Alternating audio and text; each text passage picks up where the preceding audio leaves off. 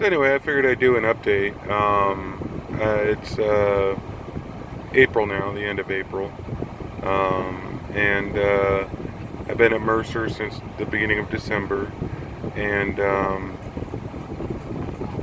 doing all right. I'm doing better than I was at Swift, but I'm not doing nearly as good as the recruiters at Mercer promised me. So, you know, the general rule of thumb is don't trust a recruiter.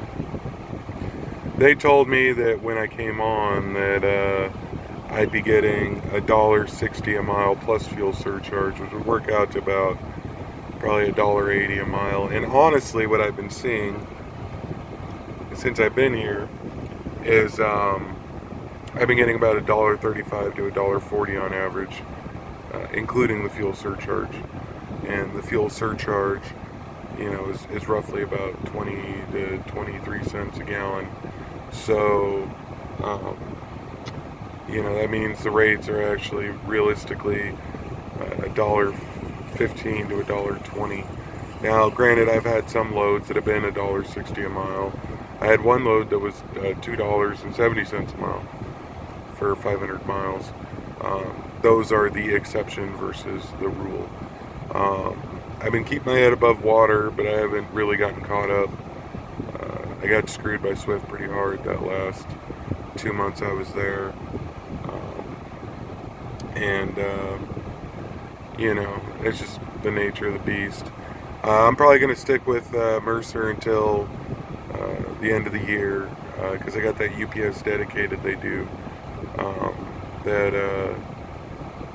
supposedly pays really well during the winter.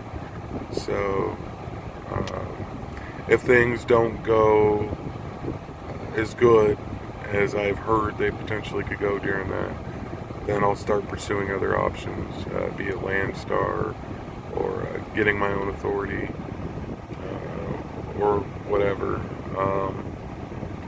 Right now, the getting my own authority isn't an option because I don't even really have the money to pay for a trailer, which you need your own trailer to really do your own authority.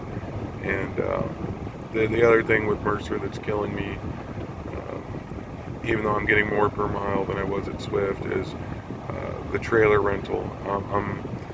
Technically the trailer rental is like $580 a month, but they also have an over mileage charge. So realistically, I've been paying between $800 and $900 a month for the trailer rental.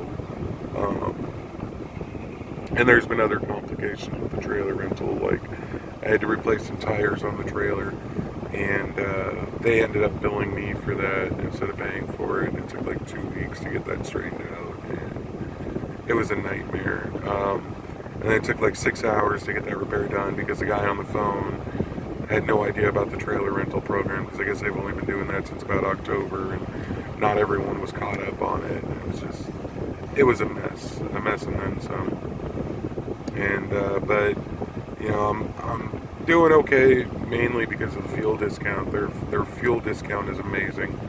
I save an average of $60 to $70 a tank, and there's been some tanks where I've been able to find a killer deal where I've saved $150 on their tank of fuel.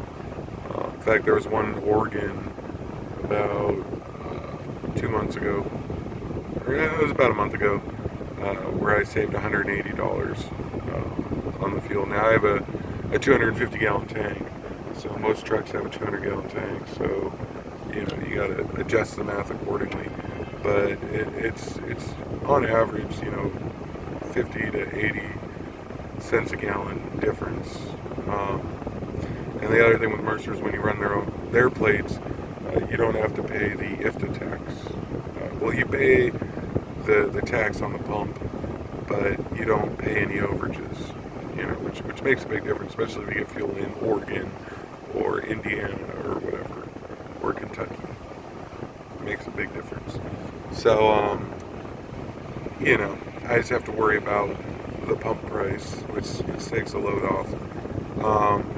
But like I said, I'm going to stick with them until the end of the year to see if the UPS is good. If that's not good, then I don't know. We'll reassess at that point. But anyhow, that's it for now. We'll see how things go. Try Drive safe, y'all.